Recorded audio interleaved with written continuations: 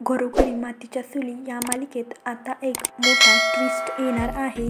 आता आपल्याला पाहायला मिळणार आहे की ऐश्वर्याचा डाव तिच्यावरच उलटणार आहे। ऐश्वर्याने ज्या बाईला ऋषिकेशची खोटी आई म्हणून आणले होते ती बाई म्हणजेच लताबाई ही जानकीची खरी आई आहे हे ऐश्वर्याला समजणार आहे। येणाऱ्या भागात आपल्याला पाहायला मिळणार आहे की जानकी पूजा करत असते। तिथे जोगतीन येते आणि जानकीला बोलते, तुला जे संकट वाटत आहे तो आशीर्वाद आहे। हे ऐकल्यावर जानकीला ती काय बोलत आहे हे समजत नाही। तर लताबाईंच्या पुढे जानकीच्या लहानपणीचा फोटो वाऱ्याने उडून येतो।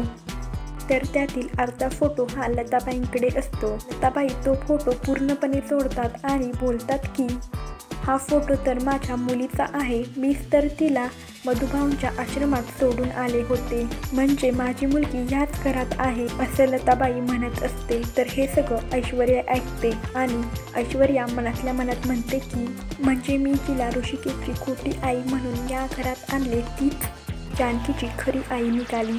हे समजताच ऐश्वर्याला खूप मोठा धक्का बसतो। तर लताबाईंना माहीत नसते की ती मुलगी कोण आहे।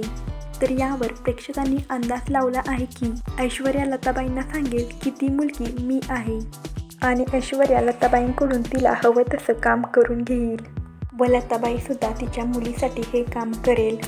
आता मालिकेत नक्की पुढे काय होणार हे आपल्याला लवकरच समजेल।